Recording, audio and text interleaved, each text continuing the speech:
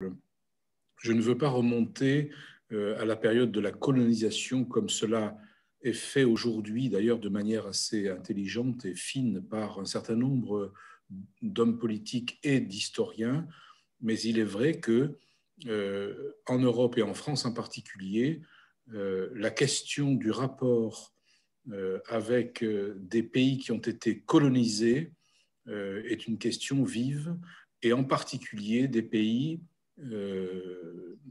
qui étaient donc marqués par l'islam. Mais sans remonter aussi loin, nous pouvons quand même faire une première séquence que vous avez connue vous-même, contemporain, j'allais dire, de cette période, à la fois comme jeune pasteur ou citoyen de ce pays, la séquence 1995-2015, c'est-à-dire la séquence où en France sont apparus les premiers phénomènes explicitement liés au terrorisme. Et donc, cette séquence a amené toute une série de réflexions dans le pays sur non seulement le rapport, on va dire, à la colonisation et à l'histoire même de la France, mais au rapport aux religions et à la religion en particulier, qui est la religion musulmane. Et si l'on focalise sur la dernière partie de cette séquence, c'est-à-dire 2015, et puis ensuite ce qui nous arrive aujourd'hui, nous nous rendons compte que le rapport à un islam qui se dévoie, qui se radicalise, ce rapport-là devient problématique pour toute la société. Nous sommes aujourd'hui, au fond, sommés d'avoir un avis, d'avoir une position, d'avoir une pensée, d'articuler, au fond, un certain nombre de propos sur le rapport de la République avec le phénomène religieux. Et ça n'est pas un hasard si, du rapport Régis Debray du début des années 2000 jusqu'à aujourd'hui, ce rapport entre République et religion est un rapport complexe, une articulation qui grince, quelque chose qui fait question dans la société française, et pas seulement au niveau de l'éducation nationale, parce qu'au départ, la question a été posée dans ces termes-là, mais aussi dans tous les compartiments de la société française. Donc voilà, le premier point, si vous voulez, le premier rappel est un rappel historique pour dire au fond que la République est questionnée dans son rapport à la religion de manière générale, et elle est questionnée de façon tragique, dramatique, horrible, et il faut le dire, de façon tout à fait insupportable, jusque dans les derniers attentats qui ont eu lieu. Je pense en particulier à la mort de ces 3 personnes dans l'église de la basilique de Nice, et puis à l'assassinat de Samuel Paty en pleine rue d'une ville de la banlieue parisienne. Voilà, donc le premier point est là. Comment traverser ce questionnement d'une république laïque à, comment dire, à une interrogation violente dans son rapport religieux. Le deuxième point, c'est, je dirais, ce qui a été évoqué tout à l'heure dans la méditation, et je suis très reconnaissant à Jean-Philippe Lepelletier d'avoir pris ce texte, enfin, et développé cette thématique liée à l'autorité. Nous pourrions faire un triptyque, là aussi, autorité, pouvoir et puissance. L'autorité des religions ou des religions instituées, l'autorité du politique qui est aussi instituée, le pouvoir, la potestas qui est, j'allais dire, l'instance de contrainte, de coercition, et puis la puissance qui peut être positive mais qui peut aussi dégénérer. Et dans ce trio, dans cette trinité, autorité, pouvoir, puissance, se joue là aussi le rapport entre la République et les religions qui prétendent l'une et l'autre à une autorité, à un pouvoir et une certaine forme de puissance. L'un des éléments, j'allais dire, marqueurs de ce débat, c'est vous savez, cette question qui a été posée tout récemment et de façon assez radicale, qu'y a-t-il au-dessus de la puissance publique? Enfin, est-ce qu'il y a une autorité supérieure à celle de la République? Est-ce que la religion est plus autoritaire que la République? Est-ce que la loi de Dieu, au fond, prime la loi de la République? Et vous comprenez que ce débat autour de ces trois termes, autorité, pouvoir, puissance, nous mène à notre histoire, à l'histoire de ce pays, où nous sommes passés, j'allais dire, dans le sang et dans les larmes et dans le drame de l'affirmation des droits de Dieu à l'affirmation des droits de l'homme. Et le président Krieger a évoqué tout à l'heure justement ce qui se passe en Europe et heureusement avec un certain nombre de garde-fous, avec le droit européen et puis les droits de l'homme qui doivent ne pas être bafoués par quiconque.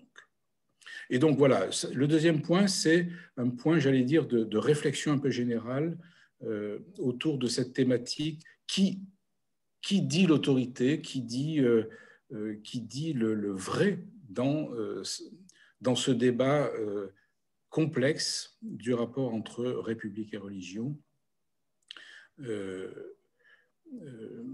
qui fait autorité. Et puis, le troisième point concerne donc la réponse qu'essaye d'apporter la République devant cette menace liée à l'extrémisme politique se réclamant de l'islam. J'emploie à dessein cette expression parce que dire islamisme, c'est trop vite faire un glissement entre islam et islamisme. Je rappelle que du côté de nos interlocuteurs musulmans, nous disons, et je crois que c'est la bonne formule, qu'il s'agit là d'un projet politique se réclamant de l'islam, mais qu'il ne s'agit pas de l'islam. Et donc, quelle réponse apporter devant cette menace d'un extrémisme politique, d'un projet politique au fond, un projet politique se réclamant de l'islam? Et si j'insiste sur cette distinction, c'est bien pour montrer que la question devant laquelle les démocraties occidentales sont placées n'est pas une question a priori, j'allais dire, religieuse au sens confessionnel ou théologique du terme. Mais la question est véritablement une question d'orientation politique de l'organisation de la société. Est-ce que les valeurs de la démocratie vont baisser les yeux, vont se coucher devant le projet politique d'un islam politique ou d'un extrémisme se réclamant de l'islam? Et la réponse, ou l'une des réponses qui se met en place en France a été donc cette proposition de loi sur les séparatismes. Alors, une proposition de loi qui a changé au cours des mois de dénomination. Il n'est plus question de séparatisme d'ailleurs dans le texte, mais donc il s'agit là de tenter d'opérer une réaction juridique devant les tentations de séparatisme liées donc à ce projet politique, se réclamant de l'islam. Et là, il y a vraiment un problème parce que ce projet de loi ne nomme pas l'islam, mais de manière implicite n'évoque que l'islam. Et c'est très, très difficile de se positionner comme chrétien devant ce projet de loi parce que je voudrais le dire à vous qui êtes responsable d'église et responsable de communauté et puis citoyen français, il est évident qu'il faut lutter contre les tentations du séparatisme et il faut lutter contre ce projet politique se réclamant de l'islam. Autrement dit, ce projet de loi en soi n'est pas condamnable, au contraire, il fait partie de l'arsenal possible que la République veut mettre en place, dont elle veut se doter pour ne pas rester inactive. Donc voilà, sur ce troisième point concernant le projet de loi, je dirais, oui, il faut ne pas rester inactif, il faut agir. Il faut agir. 2, quels sont les objectifs de cette loi? Ces objectifs sont doubles. Le premier objectif est donc de lutter contre les séparatismes et mettre en œuvre un arsenal juridique qui évite la constitution dans la société française d'enclaves, de zones, de valeurs, de lieux d'expansion de l'expression anti-républicaine. C'est la déscolarisation d'enfants dans certains quartiers en vue de les endoctriner, c'est la diffusion de discours de haine à travers certaines prédications, c'est l'organisation sociale de certains quartiers qui s'émancipent des lois de la République, c'est la remise en cause des principes de la République, c'est-à-dire l'égalité homme-femme, la dignité de la personne humaine et voilà, les valeurs démocratiques que vous connaissez. Donc le premier objectif est bien de lutter contre ces séparatismes. Et le deuxième objectif, c'est de rendre attractif la loi actuelle liée au culte, qui s'appelle la loi 1905, la loi du 9 décembre 1905, de sorte que les musulmans, qui sont aujourd'hui majoritairement organisés en 1901, migrent vers la 1905 pour exercer le culte, comme le font les deux principaux cultes actuels, donc le protestantisme et le judaïsme, qui sont sous le régime de 1905. Ces deux objectifs, donc, lutte contre le séparatisme et attraction de la loi 1905 pour que enfin l'islam trouve sa place dans ce pays dans le cadre de 1905, ces deux objectifs, à mes yeux, alors là c'est mon analyse, à mes yeux, ne sont pas atteints. Sur la question de la lutte contre le séparatisme, il est évident que nous voyons bien que les moyens pour lutter contre le séparatisme ne sont pas seulement des moyens législatifs. Certes, il faut interdire les certificats de virginité, certes, il faut protéger les agents du service public ou les personnes liées au service public, certes, il faut renforcer les principes républicains, oui, certes, mais lutter directement contre le séparatisme va bien au-delà de ces seules dispositions législatives. Et il y a là toute une série d'actions à mener au plan éducatif, social, architectural, politique, etc., enfin, au plan de l'emploi, au plan de la formation, au plan de l'éducation nationale. Enfin, il y a toute une série une batterie d'actions à mettre en œuvre pour lutter contre le séparatisme. Quant au deuxième objectif, rendre la loi 1905 attractive, l'objectif n'est pas atteint, au contraire, puisque, et là je donnerai la parole à Jean-Daniel Roch à ce sujet, puisque au lieu d'attirer au fond les musulmans dans ce nouveau dispositif qu'est la loi 1905, nous les décourageons en mettant en place toute une série de mesures liées au contrôle, à la surveillance, à l'accumulation de mesures administratives et finalement à la création finalement assez vite repérable d'un soupçon à l'égard de la religion. Ici, le soupçon à l'égard du protestantisme et du judaïsme, qui sont les seuls pour l'instant à utiliser cette loi. Et c'est là-dessus que j'aimerais terminer mon propos, déjà un peu trop long, mais pour faire quelques éléments pour donner quelques éléments de réflexion. Au fond, qu'est-ce qui se passe dans notre société, dans ce rapport que j'évoquais au tout début de mon propos entre République et religion? il se passe que les attendus de la République oublient un élément majeur, et c'est que la société n'est pas laïque.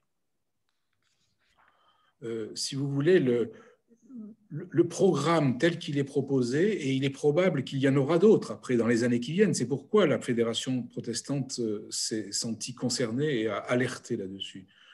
Ce qui se passe, c'est que la République est laïque, l'État est neutre, la neutralité de l'État est indiscutable, mais la tentation, et ici c'est une tentation de pouvoir et non plus d'autorité, la tentation est de neutraliser religieusement la société.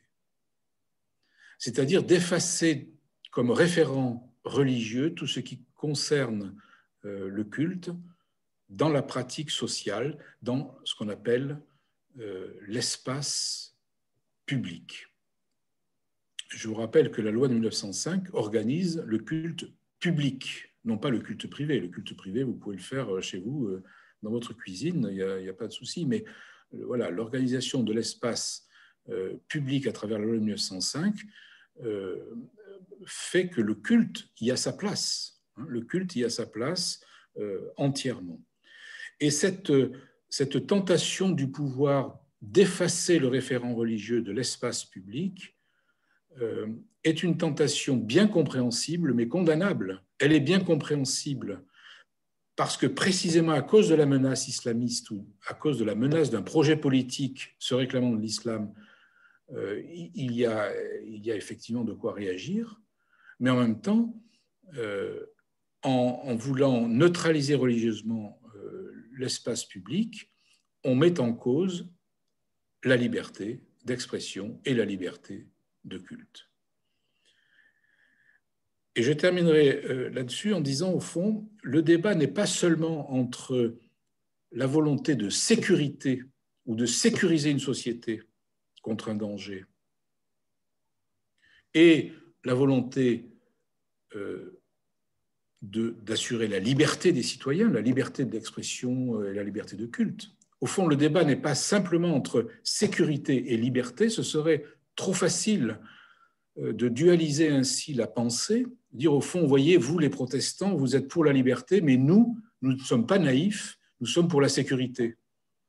Voyez le débat, voyez comment on peut être très vite, d'une certaine manière, assigné à résidence à une forme de naïveté, comme si les protestants étaient naïfs dans ce pays. Eux qui savent ce que signifie justement la liberté de culte et ils l'ont payé au prix fort. Donc le débat n'est pas simplement entre un surcroît de sécurité à cause du danger qui menace contre une volonté de liberté bien gentille mais un peu naïve, mais le débat est bien à trois termes là encore. Et c'est pour ça que j'y insiste, c'est de savoir si nous pouvons vivre dans ce pays à la fois l'exigence de sécurité, l'exigence de liberté et l'exigence de responsabilité citoyenne. C'est-à-dire que chacun prenne sa part sans renier en rien ni l'exigence de sécurité, ni l'exigence de liberté.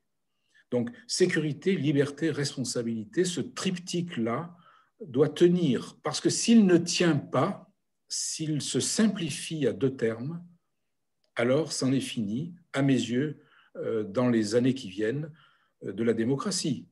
C'est-à-dire que nous le savons bien, ceux qui ont le pouvoir, et là c'est pour ça que je suis très heureux de cette méditation d'entrée, ceux qui ont le pouvoir n'auront plus besoin de l'autorité. Ils pourront continuer à rédiger des textes de loi et à contrôler et à entrer de plus en plus dans une forme non seulement de suspicion, mais de mainmise sur la liberté d'expression et de culte. Et donc, vous voyez que je veux à la fois dramatiser et en même temps comment dire, nous rendre attentifs tranquillement à une situation de dérive réelle, une sorte, comme l'a dit le président Krieger, tectonique des plaques, hein, quelque chose qui bouge très lentement, on ne le voit pas tout de suite, mais qui nous emmène vers une situation où l'exigence de sécurité fondée sur un pouvoir broiera, humiliera, sans qu'on y prenne garde et sans que finalement on en soit trop chafouin, la liberté d'expression et la liberté de culte, faisant fi de la responsabilité de chacun. C'est donc, à mes yeux, pas aujourd'hui, pas demain, mais dans les temps qui viennent, un vrai défi pour les églises que de tenir cette exigence trinitaire, on va dire. Oui, il faut de la sécurité. Oui, il faut maintenir la liberté. Mais oui aussi, et là c'est le protestantisme qui peut le dire, oui aussi, il faut tenir ferme cette responsabilité citoyenne de chacun pour ne pas trahir au fond la, la dignité humaine appelée par le Christ à rendre compte, à être responsable au fond devant Dieu et devant les hommes de ce qu'il a reçu.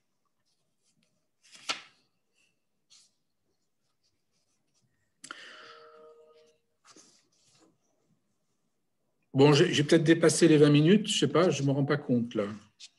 Ça va? Non, mais merci François. Voilà. En fait, on a envie de réagir tout de suite.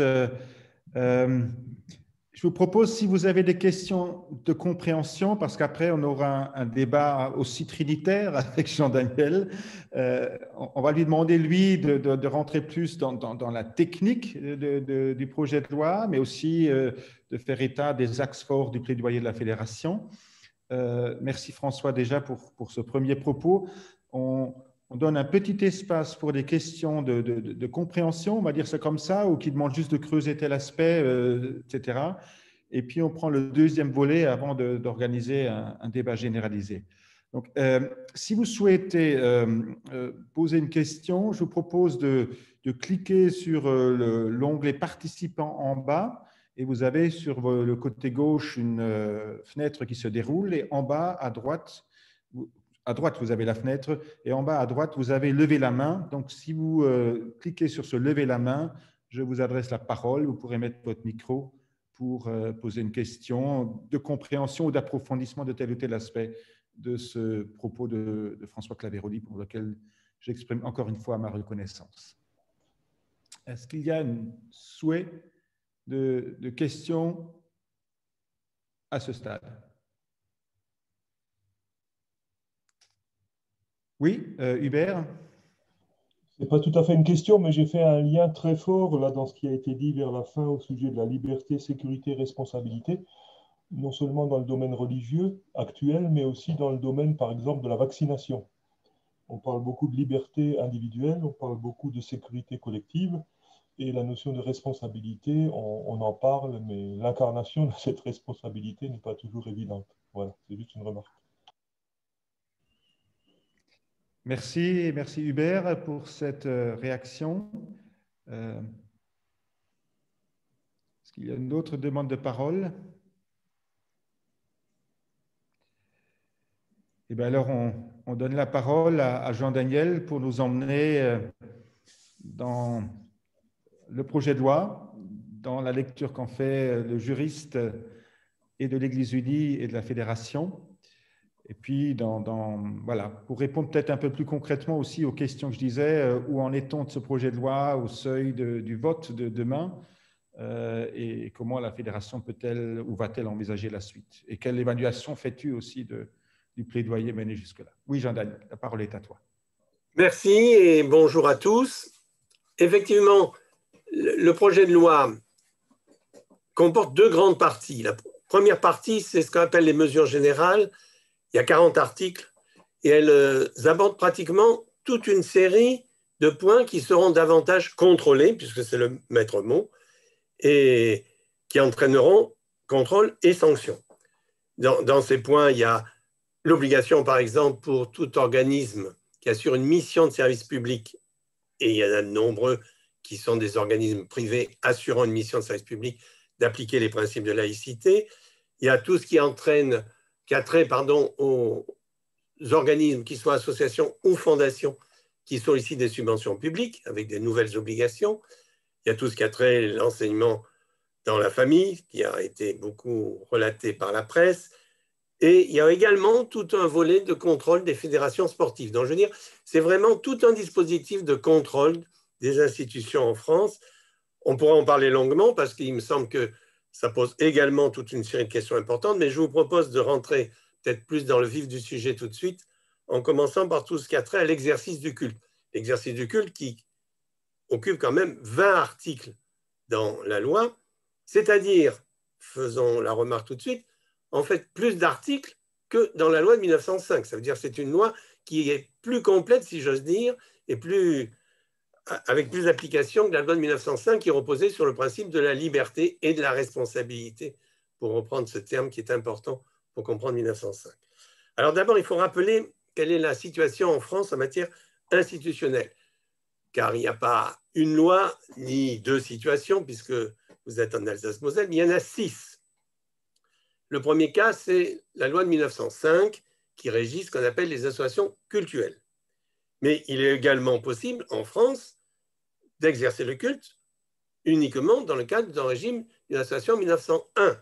Et nous verrons qu'elles vont être beaucoup impactées également par ce projet de loi. C'est ce qu'on appelle les associations à objet cultuel. C'est la différence entre association à objet cultuel et association cultuelle. Il y a la situation d'Alsace-Moselle que vous connaissez bien, avec là aussi deux situations possibles. Les établissements publics du culte, d'une part, et d'autre part, les associations inscrites de droit local à objet cultuel. Et il y a enfin, pour l'outre-mer, deux régimes également, en simplifiant, parce qu'il y en a un peu plus, mais pour simplifier, deux, l'application particulière en 1911 de la loi 1905, et puis ce qu'on appelle les décrets Mandel, qui sont une forme très particulière d'organisation des cultes dans l'outre-mer. Donc, en tout, 6 situations. Et l'objectif fondamental de la loi est double. Il est de passer de 6 à 6 possibles le plus petit nombre de régimes, et si on maintient des régimes différents en appliquant les mêmes règles à ces régimes différents, c'est en cela que ça touche aussi l'Alsace-Moselle, et d'autre part, valoriser la loi 1905, comme le disait François. C'est ça les deux objectifs en matière d'exercice du culte. En ce qui concerne donc les associations cultuelles, puisque c'est le point le plus important, et que ce point sera appliqué également aux autres, du moins en partie. Toute une série de nouvelles contraintes. Première contrainte, alors que la loi de 1905 dit que chaque association se crée librement, se déclare et vit sa vie et s'organise selon les principes qui sont les siens, dorénavant, lorsqu'on créera une association cultuelle, il faudra la déclarer en tant que telle, ce qui était fait jusqu'à présent, mais surtout obtenir la non-opposition du préfet, c'est-à-dire que le préfet aura le droit de s'opposer à la création d'une cultuelle. C'est déjà, remarquons-le, quelque chose de tout à fait irréfléchi, car lorsqu'on crée une association, en général, il suffit de recopier des statuts types qu'on trouve sur Internet, de faire des budgets types qu'on trouve sur Internet et un projet classique. Il faut vraiment être d'une profonde maladresse pour déposer un projet initial qui ne serait pas conforme aux règles du pays. Que par la suite, on puisse trouver des entorses, c'est possible, mais initialement, c'est tout à fait curieux. Ce dispositif a existé en France de l'intérieur de 88 à 2005 et il a été déjà supprimé parce que tout le monde avait constaté qu'il ne servait à rien, si ce n'est à des contrôles inutiles et superfétatoires. Par contre, le corollaire de cette obligation, c'est de recommencer tous les 5 ans.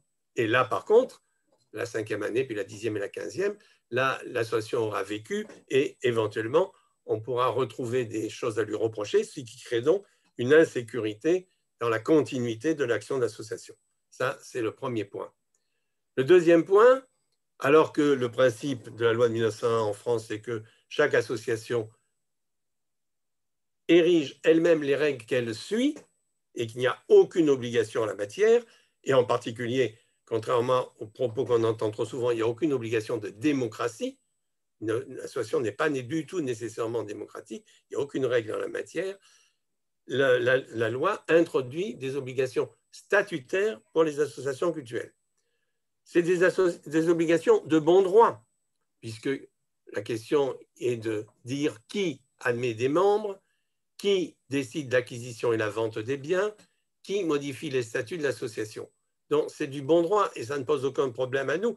Mais l'observation que nous faisons tout de suite, c'est que si c'est essentiel que la loi pose ces règles, pourquoi ne les pose-t-on que pour les associations qui ont pour objet l'exercice du culte? Si c'est essentiel, ben autant le rajouter à la loi de 1901 et que ce soit vrai pour tout le monde. Et c'est une observation que nous formulons plusieurs fois. Dans des exigences statutaires, avec une pointe particulière qui est dire également dans les statuts qui recrutent les ministres du culte. Ça, c'est vraiment une pointe spécifique qu'on n'aurait aucune raison de retrouver dans les 1901 et qui interroge également. Deuxièmement, des exigences comptables. Non seulement l'application du nouveau plan comptable qui s'applique à toute association depuis 1er janvier 2020, et là également pas d'observation, mais des obligations propres aux cultuels. Propres aux cultuels et en particulier de déclarer, d'avoir une ligne particulière dans les comptes pour toutes les sommes qui viennent de l'étranger et de les déclarer au préfet à partir de 10 000 euros. Et si bien sûr on doit les déclarer au préfet à partir de 10 000 euros, c'est que le préfet a le droit de s'opposer à ce que l'association reçoive et utilise ses fonds. Également, aggravation de la police des cultes. La police des cultes, c'est toutes les sanctions qui sont possibles, soit dans l'exercice du culte, soit parce qu'on attaque l'exercice du culte. Et toutes ces règles avaient été écrites en 1905 et étaient inchangées depuis. Donc, il faille les réadapter au vocabulaire de 2020 et, le cas échéant, transposer les sanctions. Oui, mais le texte va beaucoup plus loin que transposer, puisqu'il aggrave les sanctions et il crée même une sanction nouvelle qui n'existera que pour les administrateurs des cultuels et qui n'est pas négligeable, puisque c'est une amende de 9 000 euros pour non-application des obligations comptables. Un exemple précis qui quand même aurait pu laisser perplexe. Je dis aurait pu puisqu'il n'y a eu aucun amendement à ce sujet. Donc, un ensemble de contraintes et en contrepartie de cet ensemble de contraintes, un seul avantage. Depuis 2014, en France, toute association peut recevoir des biens, y compris des biens qu'on appelle de rapport, c'est-à-dire des biens qui ne sont pas utilisés pour l'objectif statutaire de l'association, sauf pour les associations qui exercent un culte. C'est une exception qui a été introduite dans la loi de 2014 et qui n'a d'ailleurs jamais été ni motivée ni explicitée. Et depuis 2014, la fédération demandait d'abord qu'on lui explique et puis, si possible, qu'on en revienne. Effectivement, on en reviendrait puisque les associations culturelles auraient le droit de recevoir et d'administrer des biens de rapport, mais ça a été tout de suite plafonné puisque les revenus tirés de ces biens, de ces locations, ne pourront pas dépasser 1/3 du budget de l'association. Donc, un ensemble d'immissions dans la vie interne des associations, de contraintes, accroissement considérable des pouvoirs du préfet au détriment des pouvoirs des tribunaux, multiplication des tâches administratives et, soyons clairs, tout ceci n'est en rien lié aux deux objectifs fondamentaux qui est de lutter contre les excès du séparatisme et le terrorisme. Il est bien évident que toutes les personnes qui pourraient être concernées par ces deux objectifs se fichent royalement de toutes les règles de gestion des associations culturelles. C'est là la disproportion est grave entre ce qui est affirmé et la réalité. Ces dispositions seront appliquées aux associations qu'on appelle mixtes, c'est-à-dire aux associations 1901, qui assurent aussi l'exercice du culte. Et ça sera même pire pour ces associations, puisque si elles exercent le culte, elles devront, dans leur comptabilité, tout distinguer et avoir deux comptes différents. Et c'est par cette méthode, par cette contrainte, que le gouvernement espère obliger toutes les associations à passer de 1901 à 1905, puisque si on reste en 1901, on aura les mêmes contraintes qu'en 1905, sans avoir plusieurs désavantages et deux avantages importants. Le premier, c'est de délivrer des reçus fiscaux. Une 1901 objet cultuel ne peut pas. Et le deuxième, tout nouveau, de recevoir des biens de rapport. Donc, même application au 1901, mais même application aussi en Alsace-Moselle, puisque l'article 31 du projet de loi, qui fait plusieurs pages, les applique dans deux champs. D'une part, il applique dans le Code civil local, c'est ce qui concernera dorénavant les associations inscrites en objets cultuels qui reprendront les mêmes obligations que celles que je viens de présenter. Mais il applique également dans le Code pénal local, c'est-à-dire que dorénavant, toutes les contraintes qui ont été rajoutées en France de l'intérieur seront aussi valables, non seulement pour les associations inscrites de droit local, mais aussi pour les établissements publics de culte, dont on n'avait pas parlé jusqu'à présent. Ils n'apparaissent qu'à travers cette disposition de droit pénal pour réprimer toute une série de faits et pour empêcher, ça a été le point le plus discuté par les députés d'Alsace-Moselle, pour empêcher toute réunion publique dans un local servant à l'exercice public du culte. Ça, c'est pas nouveau, en tout cas, la loi de 1905 le disait déjà, mais ce qui est ajouté, y compris dans les annexes de ces lieux. Et plusieurs députés ont fait observer que telle ou telle réunion avait lieu habituellement en Alsace-Moselle pour des raisons purement de disponibilité pratique dans de grandes salles de réunion annexes à des lieux de culte.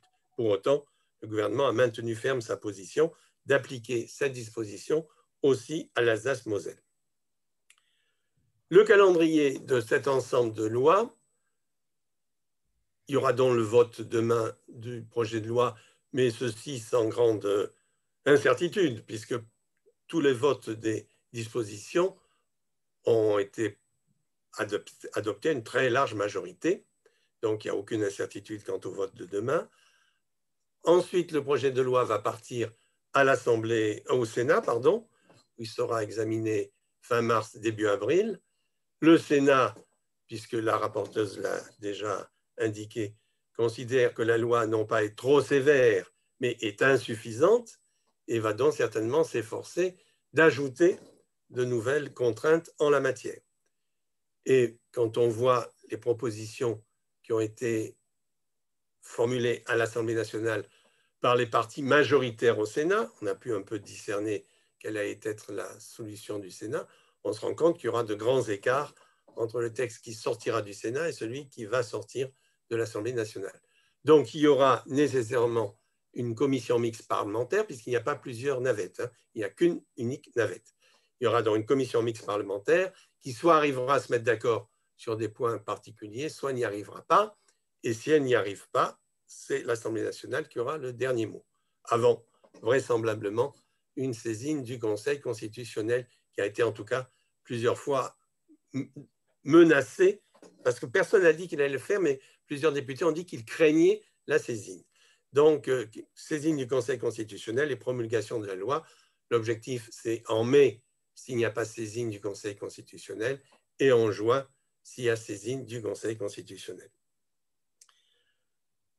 Cette loi, alors j'ai oublié, je me rends compte de signaler dans les nouvelles contraintes comptables, une contrainte très importante, c'est le contrôle de toutes les sommes venant de l'étranger, puisque dorénavant, il faudra, dès qu'on recevra 10 000 euros de l'étranger, le déclarer au préfet. Et, chose surprenante, cette disposition a été la seule approuvée à l'unanimité par l'Assemblée nationale. Il y a eu un phénomène de défense de l'indépendance nationale, je cite entre guillemets, qui a rajouté ceci, et les députés étaient à la fois très fiers que ça ait été voté à l'unanimité et que ce soit la première loi de ce genre en Europe. Chacun pourra apprécier l'intérêt d'une telle loi. Parce que c'est d'autant plus important que des députés s'étaient demandé si une telle mesure était valable au sein de la communauté, qu'elle soit possible à l'extérieur de la communauté, bien évidemment. Mais peut-on limiter les flux financiers au sein de la communauté? La question a été posée et pour autant, ils ont tous voté cette disposition. Ce qui me paraît intéressant, après avoir essayé de dépeindre rapidement toutes ces contraintes, c'est de se demander quel est le fondement de toutes ces obligations. Lorsque, en 1905, les églises ont été séparées de l'État, la question s'est posée aux députés. Les députés se sont dit quel va être le support juridique de l'organisation des cultes. Et un certain nombre de députés étaient partisans de ne pas créer de régime spécifique. Ils venaient de voter la loi de 1901 quelques années plus tôt, ils ont dit ça suffit, ils s'organiseront en 1901. Et pour autant, l'Assemblée a créé le modèle spécifique d'association culturelle parce que les associations qu'on allait créer devaient recevoir les lieux de culte qui appartenaient jusqu'alors soit à l'État, soit aux communes, soit aux établissements publics de culte. Et c'est uniquement pour ce motif qu'elles allaient être bénéficiaires de transferts de propriété ou de transferts de mise à disposition qu'a été créée la loi de 1905 et qu'il y a dans le droit français des dispositions spécifiques pour les associations objectifs cultuels. Or, les associations qui bénéficient de ce transfert, hors Alsace-Lorraine, il y en a au maximum 450 en France, on connaît la liste, c'est une liste qui est arrêtée depuis 1906, qui ne peut pas être élargie, et alors qu'il y a environ 5000 associations culturelles en France. Donc, qu'est-ce qui justifie qu'à ces associations qui n'ont pas reçu de biens de l'État, d'une part, et qui, d'autre part, n'ont pas d'avantages spécifiques autres que ceux qui caractérisent toute association 1901, car toute association 1901 en France peut délivrer des reçus fiscaux et, d'autre part, peut recevoir, depuis la loi de 2014, des libéralités.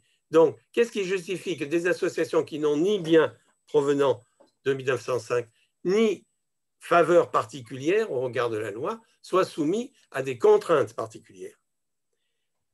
Eh bien, à cette question, on est bien obligé de constater qu'il n'y a eu aucune réponse. La seule affirmation qu'a faite le ministre à un moment, puisqu'il avait été pressé d'expliquer pourquoi, a été de dire « ce n'est pas pareil de gérer une association que de gérer un culte ». Il a bien dit le mot « gérer ». Il aurait pu utiliser un autre mot qui aurait pu justifier sa réponse. Mais on ne voit pas en quoi ce n'est pas pareil, puisqu'il n'a pas justifié, de gérer un culte et de gérer une association. Donc, ça me paraît vraiment important de voir que le fondement n'est pas explicité, une fois de plus, et d'autre part, qu'il n'y a aucun rapport entre toutes ces mesures et la lutte contre le séparatisme, ni contre les excès de terrorisme, ni. Donc, quel est le fondement? On peut vraiment se poser la question. Qu'est-ce qui s'est passé pendant le débat parlementaire? Le débat parlementaire a vu corriger un certain nombre d'expressions, et c'était heureux parce qu'il y avait des expressions qui manifestement avaient été réécrites un peu trop rapidement. Donc il y a eu une amélioration de la rédaction, mais il n'y a eu aucune amélioration de la portée du texte ni du fondement. Il est même arrivé plusieurs fois que la portée du texte a été étendue. Pour vous donner deux exemples, il y avait donc dans la première partie du texte des dispositions obligeant toute association sollicitant des subventions publiques à souscrire un contrat d'engagement républicain. Eh bien, cette obligation a été étendue aux fondations, ce qui n'est quand même pas tout à fait neutre. Et de même, l'Assemblée nationale elle a beaucoup veillé à accroître les contraintes comptables et a interdit tout don en liquide supérieur à 150 € pour assumer la traçabilité de tous les dons qui sont reçus, mais uniquement dans l'exercice du culte. On pourra toujours donner des sommes considérables hors de l'exercice du culte, mais dans l'exercice du culte, uniquement 150 €. Donc, je veux dire, l'Assemblée n'a fait que durcir un certain nombre de contraintes et n'a pas répondu favorablement à toutes les demandes, ni d'explication, ni d'amélioration du fond des dispositions. Donc, on peut penser que ces dispositions entreront en vigueur. La seule espoir que l'on peut garder, c'est l'établissement des décrets d'application. Car pour appliquer la loi, il faudra un grand nombre de décrets d'application, plus d'une dizaine. Et c'est là où peut-être il y aura des possibilités d'amélioration, puisque la loi fait une grande confiance aux décrets, et les décrets pourraient éviter soit d'accroître les contraintes, soit même de les simplifier. Parce que j'ai fait un petit tableau des obligations de déclaration d'une association cultuelle en France, j'en ai trouvé 14. Il est bien évident que dans ces 14 déclarations, il y a beaucoup de répétitions. Donc c'est vrai que peut-être les décrets pourraient faciliter un peu la vie, ou en tout cas moins la contraindre, en évitant toutes ces répétitions et en évitant. Mais l'idée de force, c'est quand même, on augmente les contraintes administratives, on augmente les pouvoirs du préfet, et de ce fait, l'accumulation de ces mesures ne peut que tendre à la diminution de la liberté d'exercer le culte. Voici cette présentation rapide, c'est pour ça que je suis prêt à répondre à toutes les questions de ce projet de loi.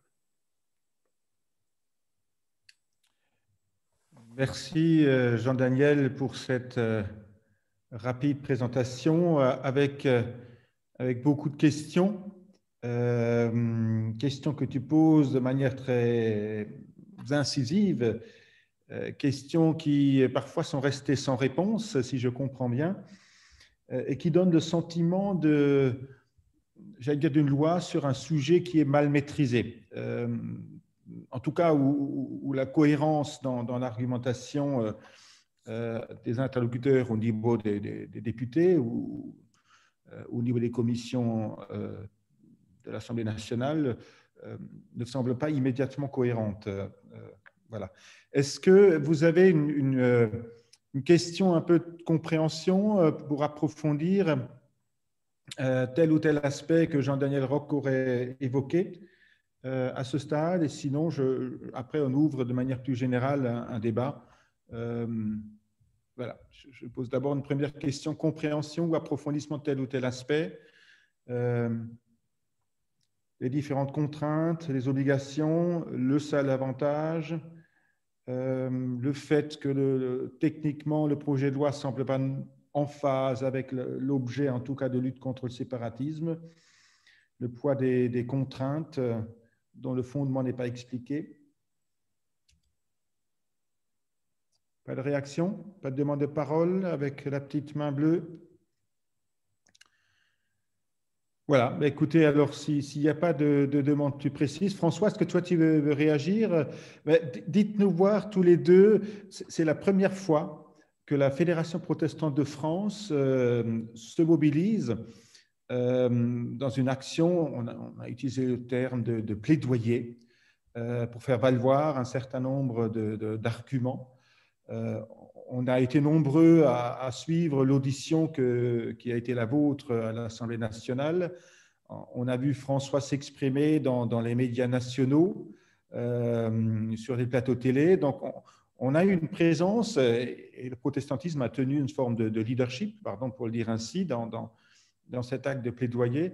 Est-ce que vous arrivez à nous dire un tout petit peu l'évaluation que vous en faites maintenant que vous voyez comment la loi va être votée sans finalement grand impact à ce stade, si ce n'est peut-être d'avoir fait un travail de conscientisation? Qui veut réagir? François, peut-être? Oui, ce que je peux dire, vous m'entendez là? Oui. Ce que je peux dire, c'est deux choses tout simplement. La première positive, hein, c'est que à l'occasion de ce plaidoyer, dans la mesure où la Fédération protestante de France s'est lancée pour la première fois dans ce type de démarche. J'entends moins bien que tout à l'heure, je ne sais pas Oui. pourquoi. Alors, oui. Alors, si je peux y arriver.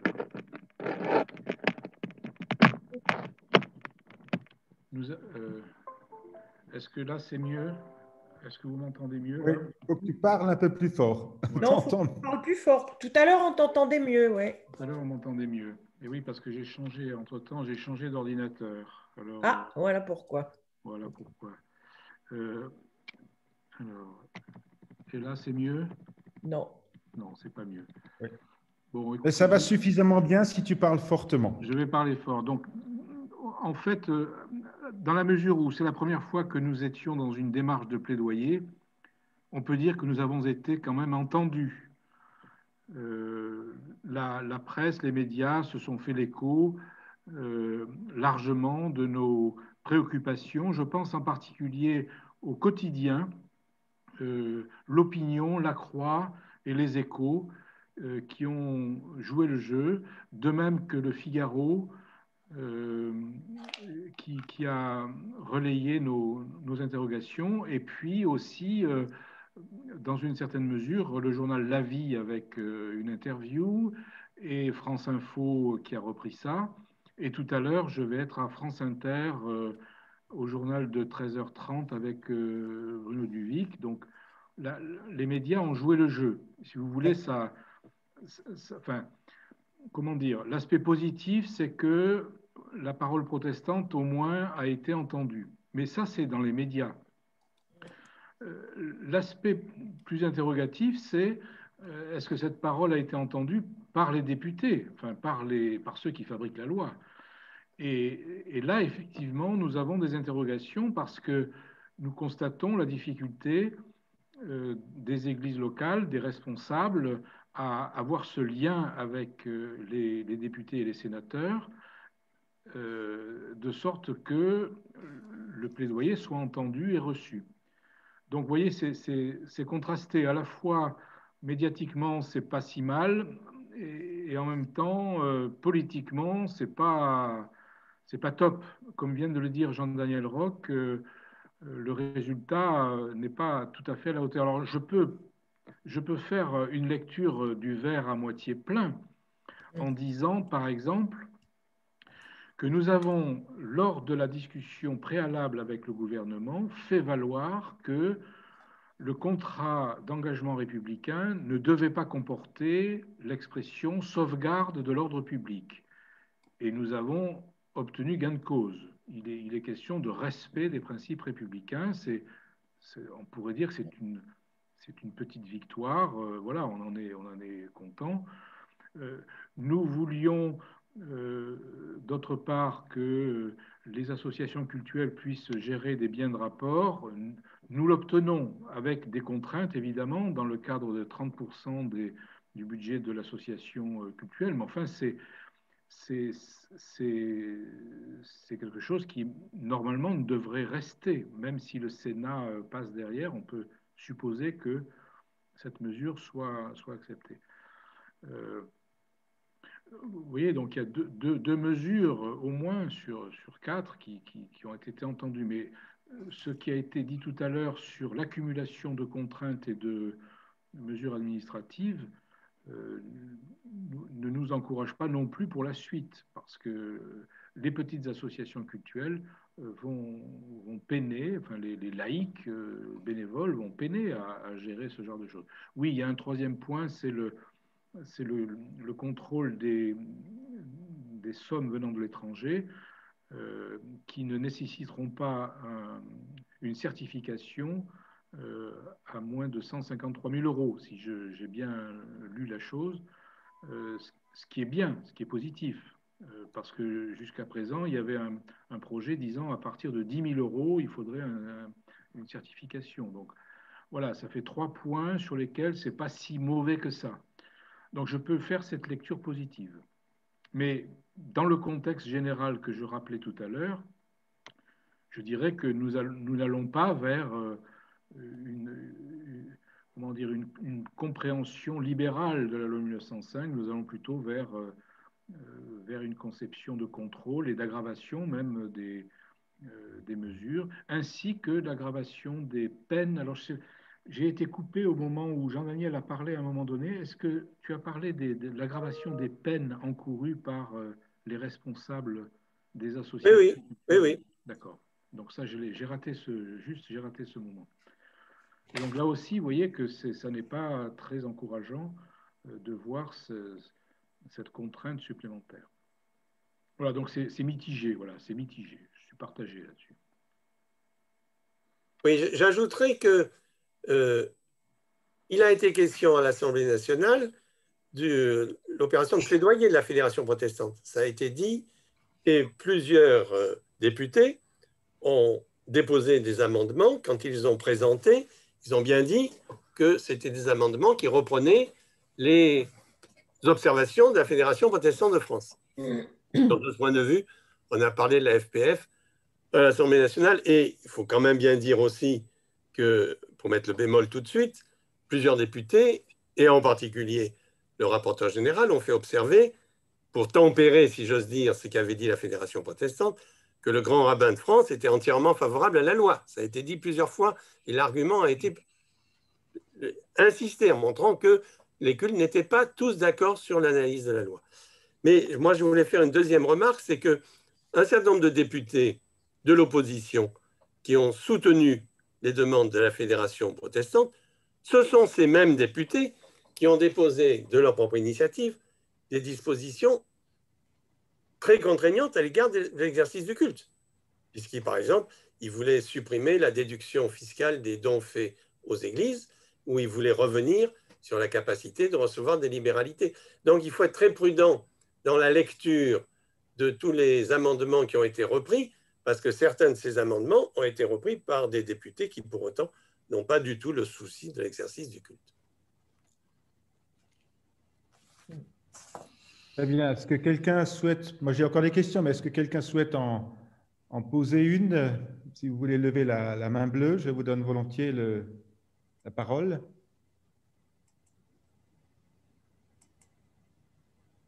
Pascal, oui. Oui, bonjour François, bonjour Monsieur Roch.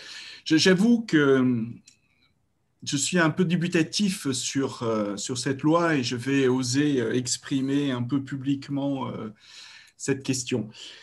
Il est vrai qu'aujourd'hui, l'État est confronté à un énorme problème de sécurité et il essaye de se bercer peut-être d'une illusion qui consiste à croire qu'il peut assurer une sécurité globale à l'ensemble de ses citoyens et que cette sécurité passe par des articles de loi. Et je crois que l'État doit reconnaître ses limites et que certainement en démocratie, il n'y a pas de sécurité absolue et qu'en dictature, encore bien moins. La question me pose un peu par rapport au protestantisme et j'ai bien entendu ce qu'a dit François Claveroli tout à l'heure. Le protestantisme est un défenseur de la liberté. Alors, toute liberté, bien sûr, a besoin d'être encadrée, mais la question que je poserai peut-être un peu plus, c'est est-ce que le protestantisme, et quel protestantisme, serait un défenseur de la liberté? Parce que je crois qu'il y a aussi des protestantismes qui ne sont pas toujours très défenseur des libertés, ni des libertés individuelles, ni des libertés publiques. Je crois avoir souvenir d'un certain nombre de débats, d'un certain nombre de réseaux d'information qui passaient également par les réseaux Voltaire et certains mouvements du protestantisme et un certain nombre d'autres questions éthiques là, qui se sont posées récemment et où très honnêtement, il était difficile de dire que globalement, le protestantisme est un défenseur des libertés. Alors je crois que quelque part, nos protestantismes aussi sont invités à reconnaître leurs limites. La loi, très bien, oui, l'État a tendance à réglementer de plus en plus et c'est certainement pas très sain. Pour autant, se pose aussi cette question de la fidélité, parce que nous avons tous plusieurs fidélités. Et là aussi, ça a été évoqué par François Claveroli tout à l'heure, la fidélité du citoyen, la fidélité à sa religion. Alors, on peut là aussi avoir des conflits de fidélité, des conflits de fidélité qui se posent. Puis ce qui est assez amusant, en fin de compte, je me souviens bien, il y a une vingtaine d'années, Jean-Arnold de Clermont voulait absolument que l'on révise la loi de 1905 et il en avait parlé à nombreuses reprises et je crois même qu'il avait un petit peu agacé le président Chirac sur le sujet. Alors oui, maintenant on la revoit, cette loi de 1905 et pas seulement la loi de 1905. Donc voilà, j'avoue une certaine certain malaise face à cela et aussi une forme de conflit de fidélité, ne me reconnaissant pas tout à fait dans l'un et pas tout à fait dans l'autre. Merci. François, les protestantismes Oui, par rapport à ce projet de loi. Alors j'aimerais d'abord remercier Pascal pour sa question et puis essayer de répondre avec le plus de, qu'est-ce qu'il faudrait dire, de bienveillance possible. Les évangéliques, parce que c'est de ça qu'il s'agit, tu dis pas le mot, mais voilà, les évangéliques. Les évangéliques en France ne sont pas un danger pour la République. Je l'ai déjà dit à l'Assemblée nationale, je l'ai redit au Sénat, je te le redis, nos évangéliques, c'est-à-dire ceux qui sont à la fédération et ceux qui n'y sont pas, enfin, la fédération protestante représente l'ensemble du monde protestant, y compris les évangéliques. Nos évangéliques portent pour eux-mêmes, au nom de leur propre théologie, un certain nombre de convictions que d'autres protestants ne partagent pas. Et alors, sur les questions éthiques, et alors, sur les questions politiques, et alors, sur les questions sociales ou sociétales, et alors, il y a donc une diversité protestante qu'il faut assumer pleinement. Je le redis parce que cette diversité est programmatique du protestantisme. Elle existe depuis, on va dire, la confession de foi de Schleitheim, et donc avant même la confession de foi d'Augsbourg. Les premiers protestants qui confessent leur foi ne sont pas des luthériens ou des réformés, ce sont des évangéliques. Et là, il faut être très clair, il y a donc une diversité de confessions de foi et de prise de position éthique dans le protestantisme qu'il faut assumer. Ce n'est pas parce qu'on n'est pas d'accord avec quelqu'un que ce quelqu'un a tort. Ça, c'est le premier point. Le deuxième point, les évangéliques ont une pointe fine dans leur théologie, et c'est la défense de la liberté religieuse. Et on les comprend. On les comprend. En Europe, ils ont été persécutés, tant et plus. Les anabaptistes et les ménonites, on les noyait à Zurich et à Berne et dans d'autres villes d'Europe. On les faisait mourir par là où ils avaient péché, par l'eau du baptême, qu'ils refusaient aux petits-enfants. Donc, ce que je veux dire par là, c'est que cet intérêt à la liberté religieuse est programmatique de leur propre histoire. Et il faut le reconnaître.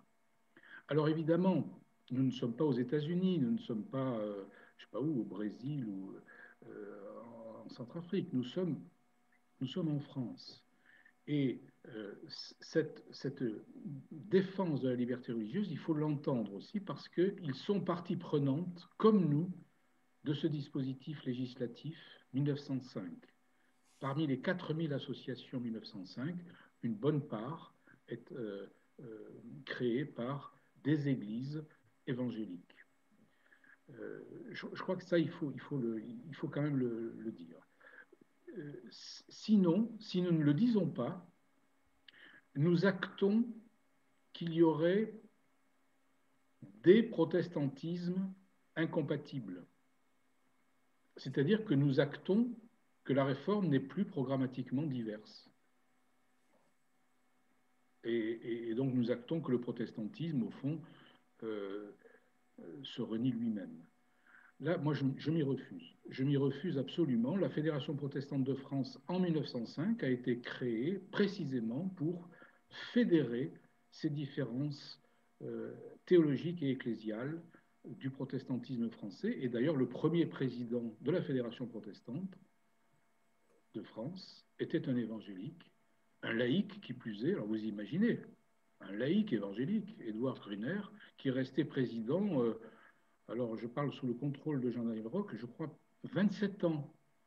C'est quand même pas rien, quoi. C'est quelqu'un qui a dû marquer les esprits par sa hauteur de vue et son sens de la diplomatie.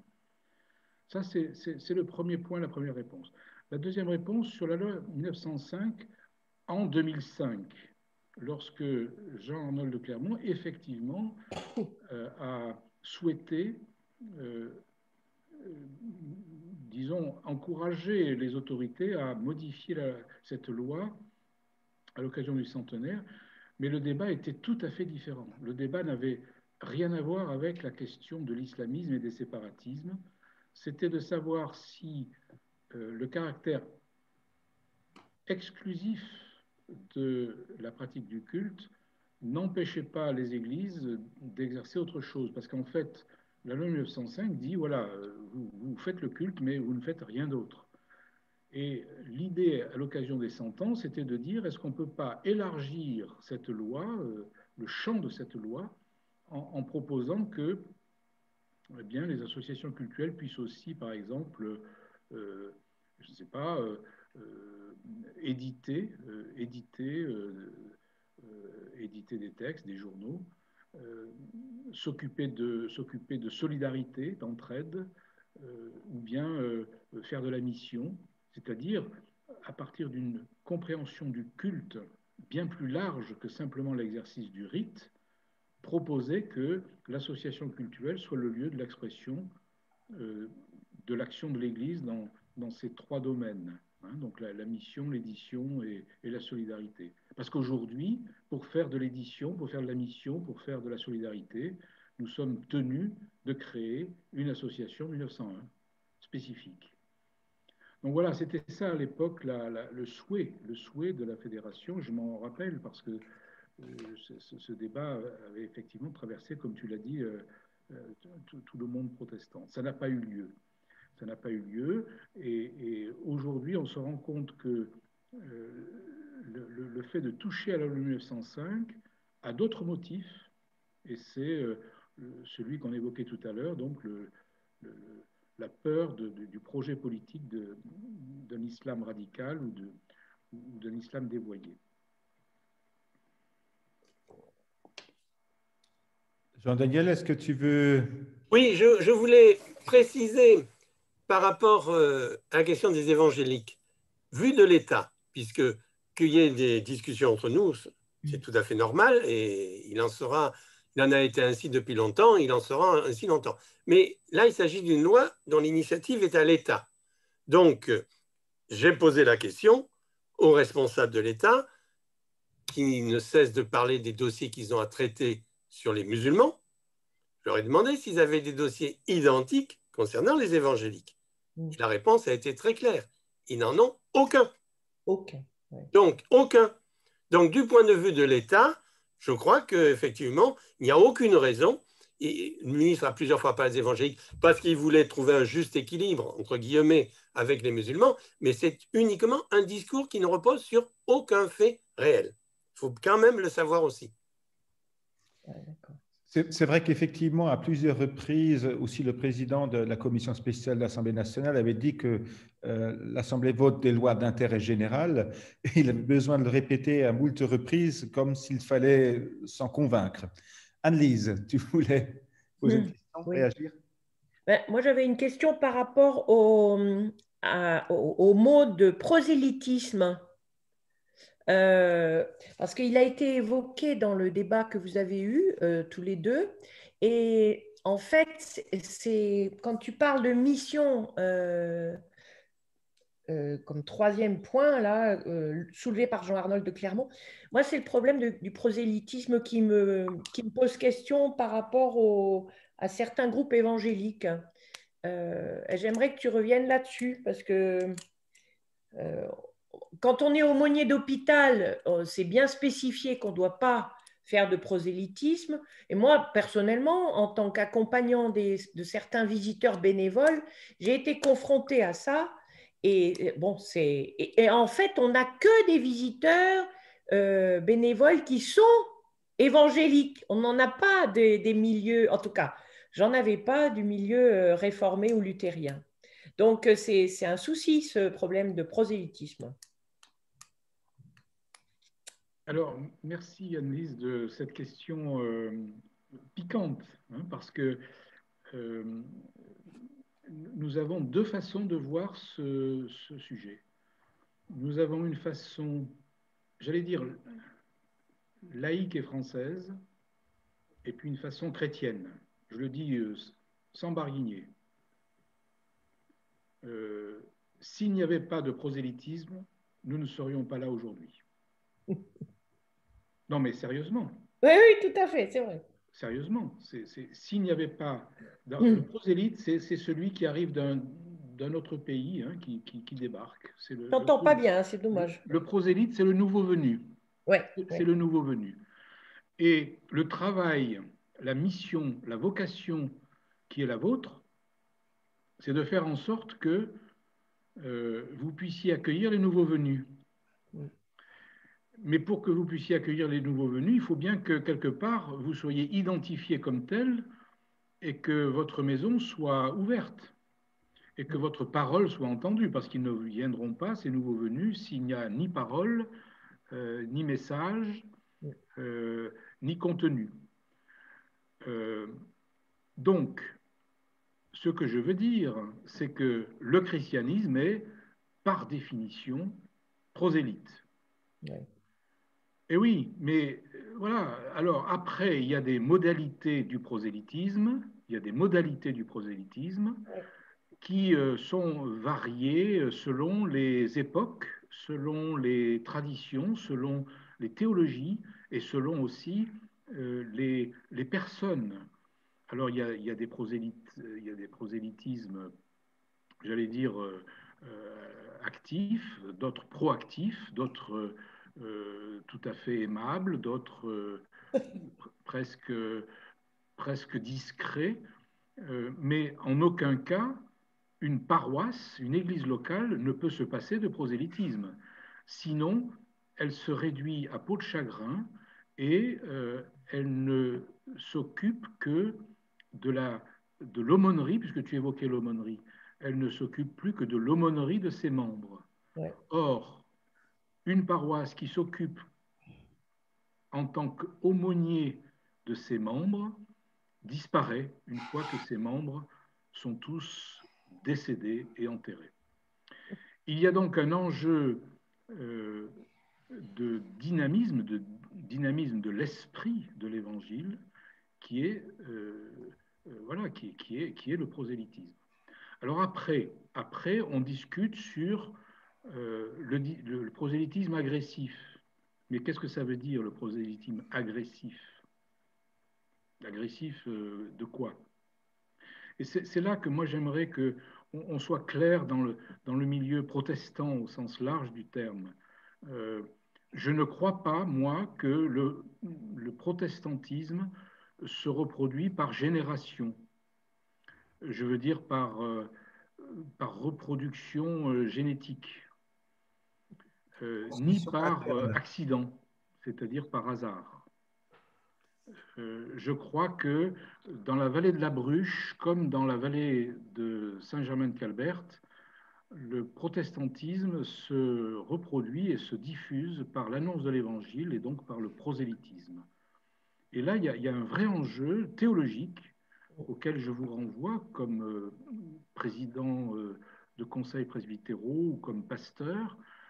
Il y a un véritable enjeu théologique et spirituel qui fait que nous sommes soit dans une vision de societas Christiana, c'est-à-dire que tout le monde est chrétien et il n'y a pas besoin de prosélytisme, et même il faut s'en méfier.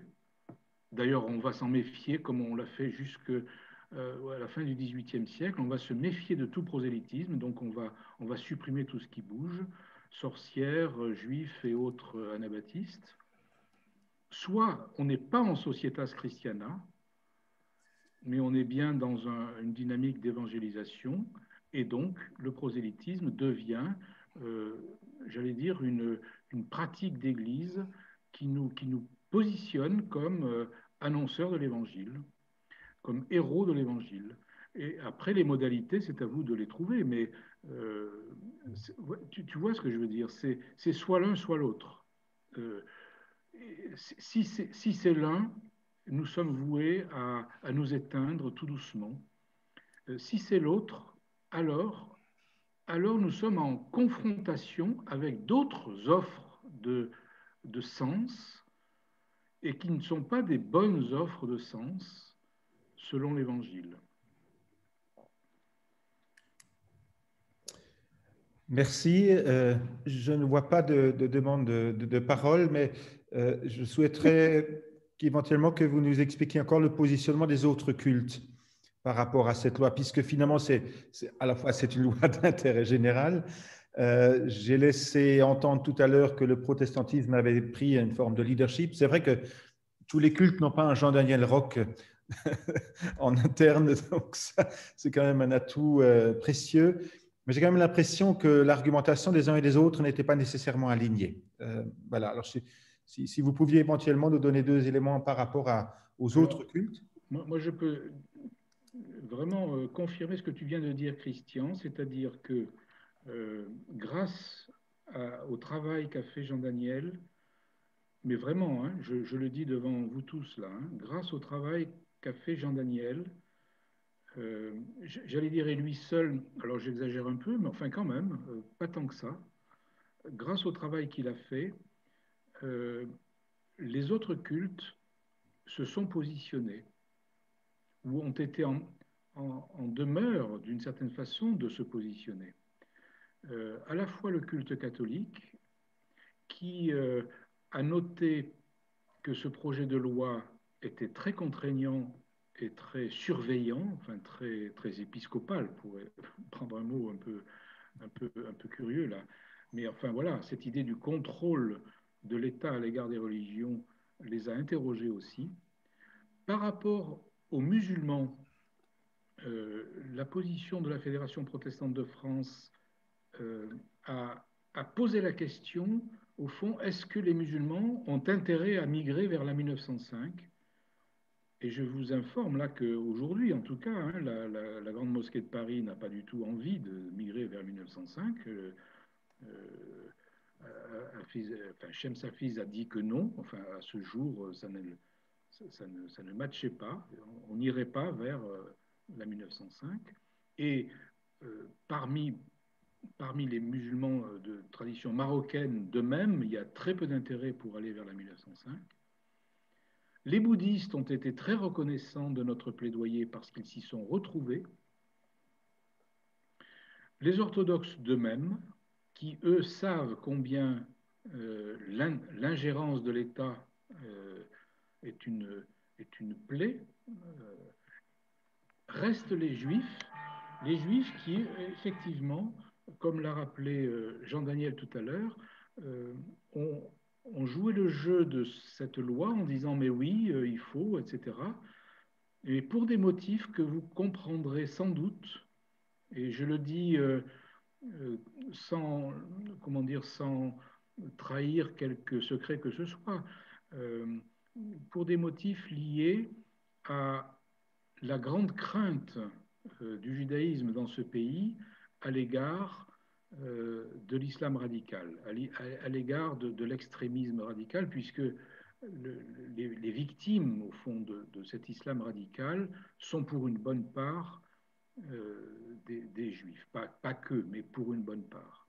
Et donc, cette légitimité de la République à l'égard du judaïsme, et qui est une légitimité bien reçue. Vous savez qu'à la synagogue, chaque Shabbat, on lit la prière pour la République. Cette légitimité de la République à l'égard du judaïsme trouve dans cette loi une sorte de consécration. Et on ne peut pas faire le procès au judaïsme de changer de posture là-dessus. Hein. Le judaïsme a toujours été légitimiste à l'égard de la République, et c'est bien ainsi. Donc voilà, ça, moi je m'en accommode. C'est pas très agréable dans le débat actuel, mais je le comprends parfaitement, et nous en parlons avec Raïm Corsia, le grand rabbin, et avec d'autres.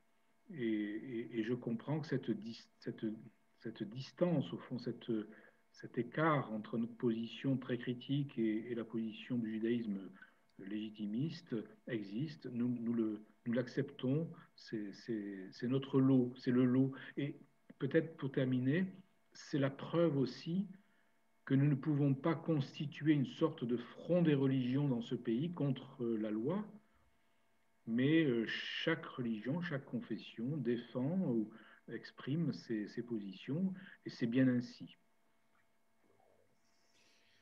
Merci François. C'est vrai que quand je t'entends parler, je pense à cette double symbolique de la croix huguenote, qui est à la fois, avec la croix de Malte, un signe ou un symbole de loyauté, puis avec l'esprit, un symbole d'insoumission ou de distance critique. Voilà, donc ça nous caractérise bien et parfois ça nous démarque. Jean-Daniel, je voulais te donner la parole avant d'arriver vers une conclusion. Qu'est-ce que tu recommandes comme perspective pour le plaidoyer de la Fédération protestante? Alors, bien sûr, c'est le politique et le président qui parlera, mais c'était pour te redonner la parole. Tu vois le texte qui va être voté. Où est-ce que la Fédération a intérêt à porter son attention dans les jours qui viennent? Je crois qu'il y a là un choix à faire et il faudra le faire collégialement entre réaffirmer un certain nombre de principes qui n'ont pas été entendus jusqu'à présent, mais ça serait peut-être disperser nos forces, ou veiller à ce que les textes d'application soient les plus proches de nos attentes. Je crois qu'il y a là un choix à faire parce que, vu la politisation du traitement de cette loi, il sera difficile de conjuguer les deux. Je crois qu'il y a là un choix important à faire et qui devra être fait. On peut se dire on a 15 jours pour faire ce choix, mais c'est un choix important à faire. Mais ce qui me paraît important, c'est de bien mesurer que les protestants, par le nombre des associations que nous représentons, nous sommes les premiers concernés. Même si tous les musulmans passaient en 1905, même dans cette hypothèse, le plus grand nombre d'associations cultuelles en France seraient des associations protestantes. Donc, même dans cette hypothèse, il ne faut pas l'oublier. Et la deuxième remarque que je veux faire c'est que nous sommes dans des situations profondément différentes. L'Église catholique, d'une part, elle a toujours eu tendance à faire un peu ce que bon lui semblait. Pour vous donner qu'un exemple de ceci, alors qu'il y a un grand débat depuis 2014 sur la possibilité ou non d'avoir des biens de rapport, dans les statuts types des associations diocésaines, approuvés par le Conseil d'État, je le rappelle chaque fois, qui prouve que ce n'est pas une intrusion, ça a été approuvé par le Conseil d'État, il est prévu dans les ressources ordinaires des diocésaines les revenus des biens meubles et immeubles. C'est écrit en toutes lettres. Donc quand on dit qu'ils appliquent la loi de 1905, c'est vrai, mais ils ont une manière particulière de l'appliquer. Donc c'est pour ça qu'ils n'ont pas eu les mêmes réactions que nous. Et deuxièmement, il n'y a qu'une centaine d'associations diocésaines en France qui sont toutes gérées par des professionnels. Donc c'est aussi une grande différence avec notre situation. Donc je crois qu'il faut, c'est la diversité du paysage qui explique la diversité des réactions au projet de loi. Merci Jean-Daniel. On me rend attentif que Ulrike demande la parole. Ulrike, je m'excuse, je n'en ai pas pris note tout de suite, mais c'est à toi. Et puis après, François ou Jean-Daniel, peu importe à qui elle adresse sa question, répondra. Je vous donne une dernière opportunité pour ceux qui voudraient prendre la parole et puis on conclura ce temps d'échange. Ulrike, c'est à toi. Merci beaucoup. J'ai eu l'occasion, il y a 2 jours, d'assister à une conférence sur Zoom convoquée par la Grande Mosquée là, de Strasbourg, en présence de M. Moussaoui, président du CFCM, et qui est en train d'élaborer une charte qu'il appelle de ses voeux pour devenir un genre de fondement, d'engagement de tout imam. Et à la fin de la conférence, à la question de l'imam voisin, là, il a dit, mais que deviendront les imams qui ne signeraient pas cette charte? Et le président lui-même a dit, mais moi je préfère, si quelqu'un n'est pas d'accord, eh ben, qu'il ne soit pas imam. Et s'il n'est pas d'accord pour signer contre l'homophobie, eh ben, qu'il ne soit pas imam. Alors, j'ai donc cette question, hein, où sont organisés les islamistes? Ce n'est pas apparemment dans le CFCM. Et puis, est-ce que ce ne serait pas plutôt à la Miviludes et à tout le dispositif de lutte contre les dérives sectaires, de lutter contre ce que nous déplorons tous ensemble, au lieu de nous retrouver là à devoir défendre les petites associations culturelles dans les Cévennes. Donc, je partage vraiment cette inquiétude que je trouve aussi surréaliste que que déplacer, cette nervosité idiote. Enfin, et alors que nous avons des véritables problèmes. Donc, où sont organisés les islamistes, les salafistes? Ils ont une association en 1901. Et puis, est-ce que ça existe encore, la Mivilude? Merci beaucoup. Alors, oui, la Mivilude existe. Elle agit quand elle est saisie. Et c'est vrai que Oh, punaise, je t'entends c'est pas. une situation. On soit plus fort. Plus fort, on n'entend pas, hein, vraiment. La Mivilude existe et elle agit quand elle est saisie. Et donc, en l'occurrence, sur ces sujets-là, je ne suis pas sûr qu'elle soit vraiment concernée. Par contre, pour ce qui concerne la question de la charte des imams dont Ulrich fait référence, je crois que là, nous sommes devant un processus, à mes yeux, positif. Je le dis très simplement, hein, positif. Aujourd'hui, certaines fédérations n'ont pas accepté cette charte. C'est les Turcs et puis c'est l'UOIF, donc les frères musulmans. Et Mohamed Moussaoui a raison de dire que ceux qui ne veulent pas entrer dans cette dynamique prennent le risque comment dire, oui, de ne pas entrer dans le processus républicain. Je pense qu'aujourd'hui, l'islam est à un carrefour historique en France. Je ne dis pas ailleurs. En Allemagne, c'est un peu différent. La situation est un peu différente en Allemagne. Mais en France, l'islam est à un carrefour historique. Il y a aujourd'hui trois grandes tendances. Il y a l'islam algérien, l'islam marocain et l'islam turc. C'est les trois grandes tendances. Et ces trois tendances pourraient s'entendre, pourraient arriver à s'inscrire dans les règles de la République. Reste l'UOIF, les frères musulmans qui, à ce jour, ne jouent pas le jeu. Et je suis assez bien placé pour vous le dire parce que je connais bien le président de l'Islam de France, Amar Lasfar, avec qui j'étais en lien lorsque j'étais pasteur à Lille. Lui-même était un jeune imam de la nouvelle mosquée de Marquilly à Lille. Et je peux vous dire qu'aujourd'hui, il y a un véritable danger d'un islam radical ou salafiste qui remet en cause les principes de la République. Donc nous ne sommes pas naïfs. Nous ne sommes pas naïfs. Et il me semble qu'à ce jour, il est important que le CFCM soit soutenu. Vous vous souvenez qu'il y a quelques temps, assez récemment, le CFCM avait été mis en cause par un ministre de l'Intérieur, le précédent, Christophe Castaner, en disant « mais ce CFCM ne représente rien ».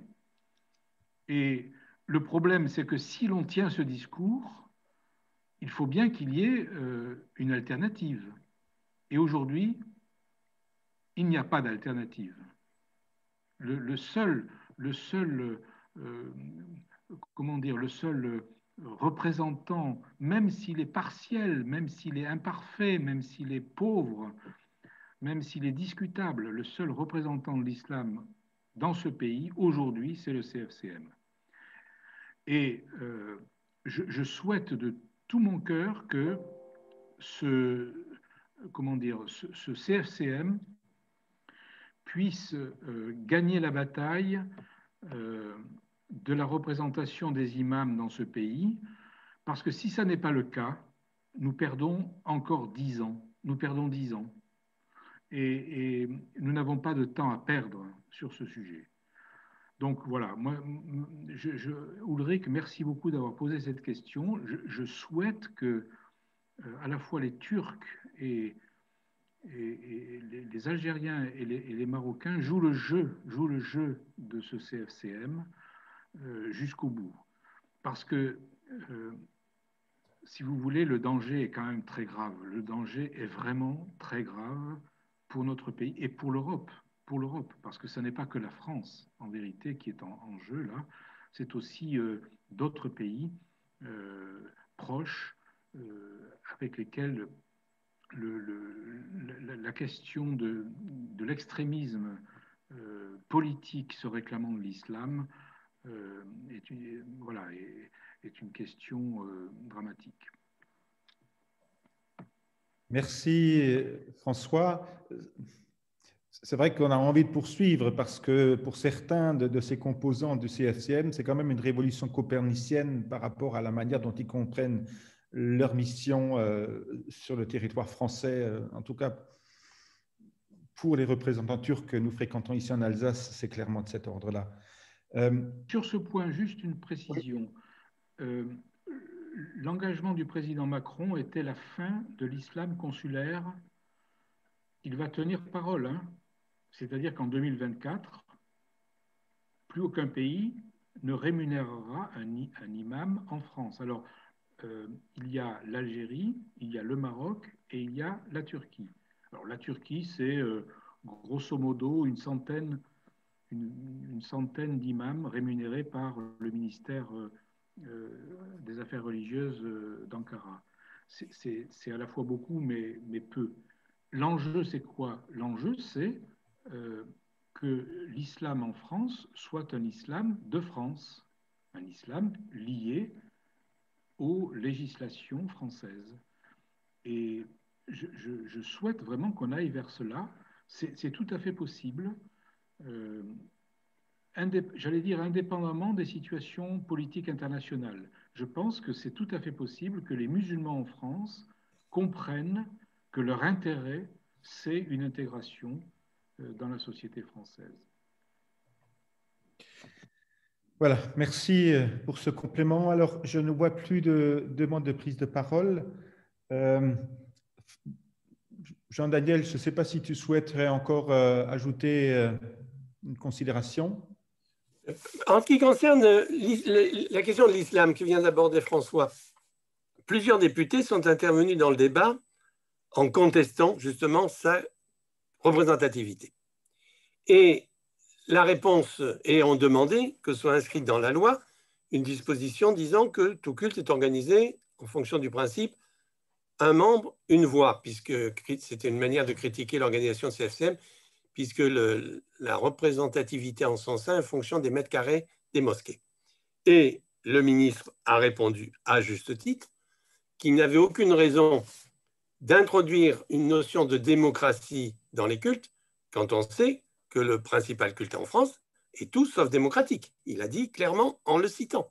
Et c'est tout à fait vrai.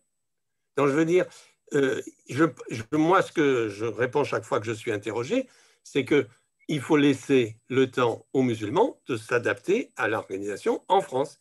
Il faut leur laisser du temps. Il ne faut pas imaginer que ça a été donné, y compris pour les juifs. Il ne faut quand même oublier que la première organisation du judaïsme en France, c'est 1808, alors qu'il y avait des juifs dès le Moyen-Âge en France. Donc, puisqu'on a su laisser le temps aux autres, il faut le laisser aussi aux musulmans. Et ça me paraît typique de l'erreur fondamentale actuelle. En 1905, il y a eu une loi. En 1906, les évêques étaient prêts à appliquer la loi. Ils ont voté. Et c'est le pape qui le leur a interdit. Et parce que le pape a interdit aux catholiques de France d'appliquer la loi, il y a eu toute une série de lois pour acclimater les catholiques à la loi. Et ça a marché. Alors qu'en 2020, on découvre qu'il y a des problèmes avec une partie des musulmans, et au lieu de faire la même politique d'acclimatation, on fait une politique de restriction. Moi, je suis frappé par la différence du traitement entre le culte catholique et le culte musulman face aux mêmes problèmes qui se sont posés à 115 ans de différence. Voilà, Jean-Daniel, merci. Tu rejoins un peu ce que j'allais dire en conclusion. François a évoqué deux phases, en fait, dans son propos. C'était ton premier point, hein, entre 1995 et 2015, et puis depuis 2015. Et c'est vrai que nous l'avons vécu avec la loi sur le foulard, par exemple. On était clairement dans des questions d'intégration.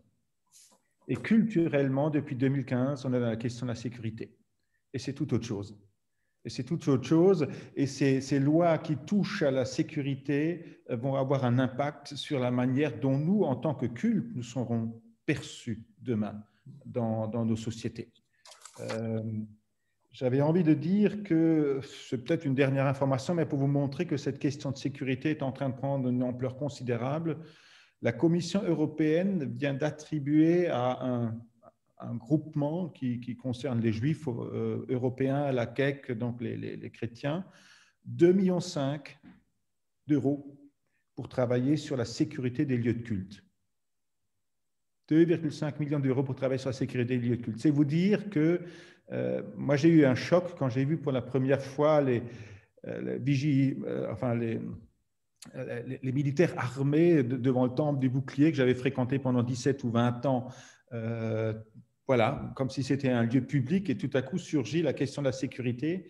Elle est omniprésente, on en prend l'habitude sans se rendre compte que c'est la question qui va écrire aussi un rapport aux religieux, un rapport de la religion à l'État, un regard qu'on porte, y compris sur nous, qui sommes des ministres d'un culte.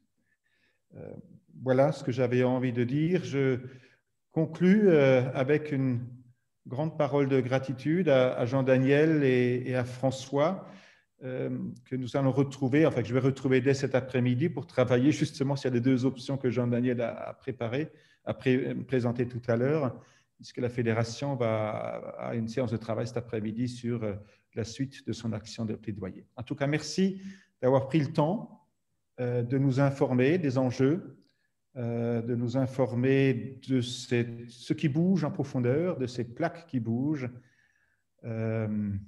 et de nous permettre de mieux comprendre ce qui se passe dans notre pays et quelle est aussi notre position dans ce pays et le regard qu'on peut porter sur nous. Voilà. Écoutez, je vous remercie les uns et les autres d'avoir participé. Est-ce qu'il y a quelqu'un qui souhaiterait dire une parole à tout le monde de conclusion, d'au revoir, de merci?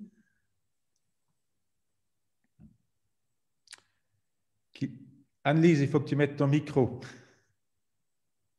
Je disais, restons vigilants. Voilà. Ouais. Pour accompagner les amis musulmans.